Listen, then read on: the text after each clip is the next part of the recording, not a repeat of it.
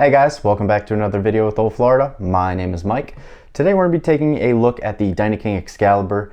I just wanted to hop on here to give you kind of a review slash overview of this vise, why I chose it, why I still tie with it, and my thoughts about it. So stay tuned.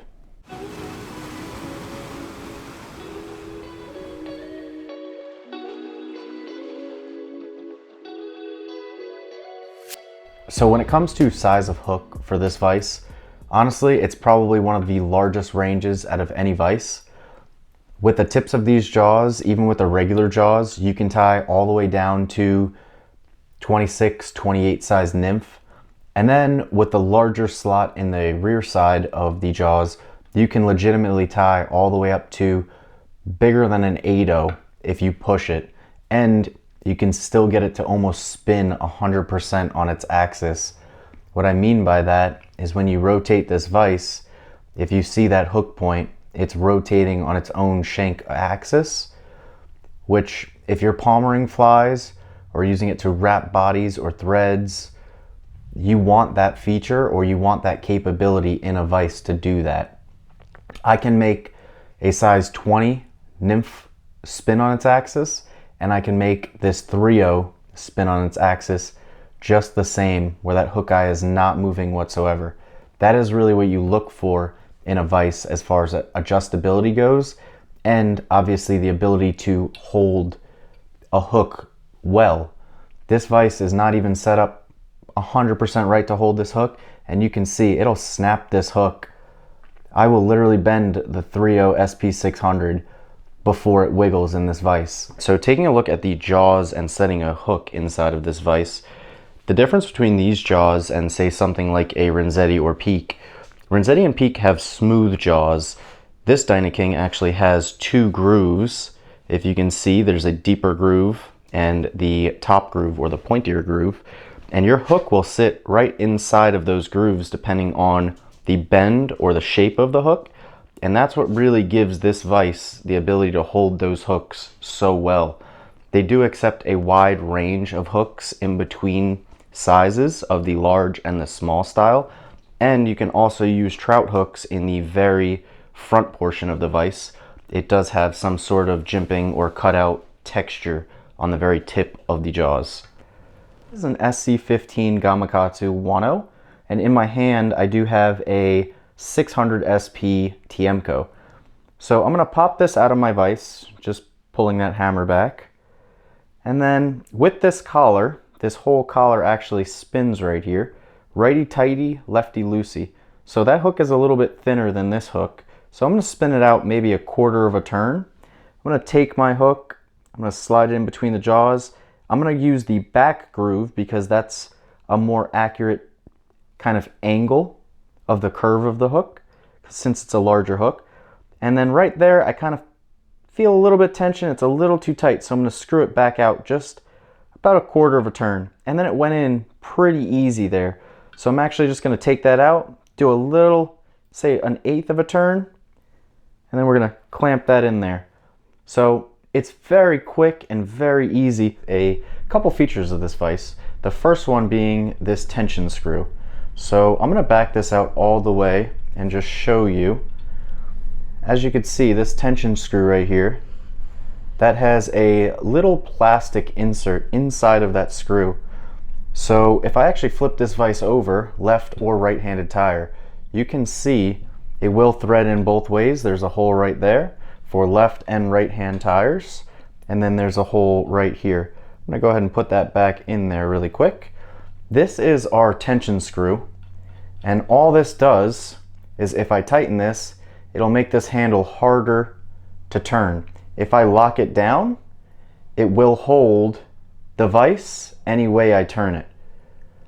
And then backing off, it'll free fall. The cool thing about this vise, it does have a 90-degree or straight down lock with this bottom tensioner. So if I take this vise, I'm going to tilt it for you guys. This tension screw right here, if I tighten this all the way, this one I utilize a very large amount. So if I tighten this all the way down and I go to spin this vise, it locks that vise in place. I cannot spin that vise. Now it's keeping it totally level and in line. Let's just talk about true rotary function on these vices real quick.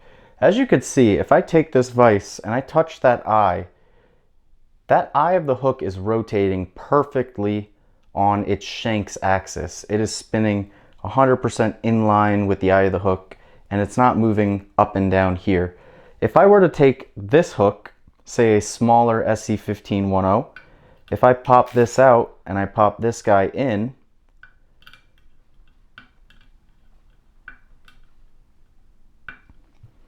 you can see that that hook starts to move on its axis, the eye of the hook. So what we can do is use this set screw right here, and we can shimmy that a little bit higher up in line with that bar. That bar is going to be the determining factor if that hook spins directly on its axis.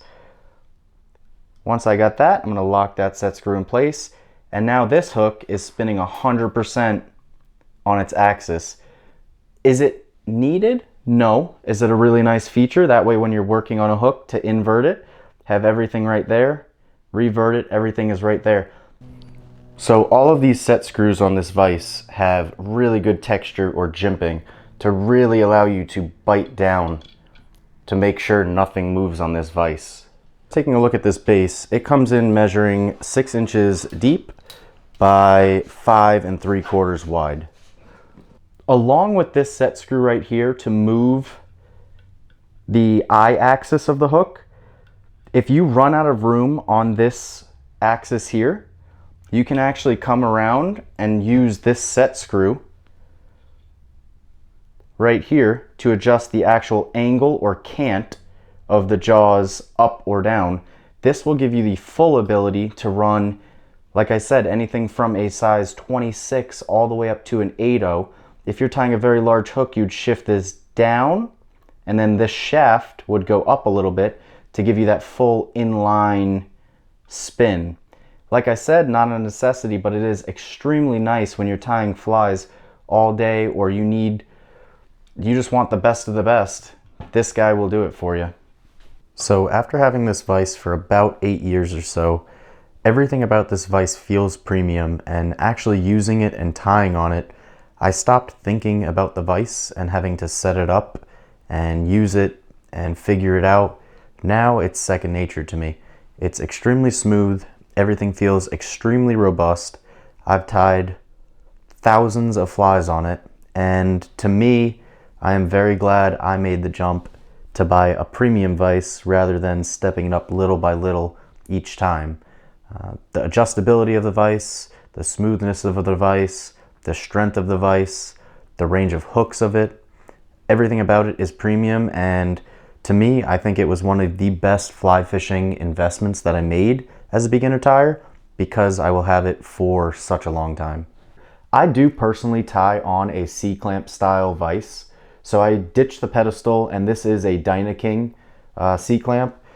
This way, I feel like the vise is more toward me, and I'm not hunching over to tie. I don't get back pain when I tie. I'm able to sit back in my chair. Everything is right in front of me. My tools are right in front of me. I don't have to hunch over, lean over the table. Getting this vise closer to me is a very nice thing. Also with the C-clamp, it's not gonna move around on you. With the pedestal, even though this Dyna-King is large and very heavy, the C-clamp really locks everything in place. There's no deflection, there's no movement. It can't slide around. Everything about this vise is extremely sturdy. Thank you guys for watching today's video. I really hope you appreciated it, learned a little bit. If you want to pick one of these guys up for yourself, head on over to oldfloridaflyshop.com. Or if you have any questions, feel free to reach out to the shop. And as always, we hope to see you guys out on the water.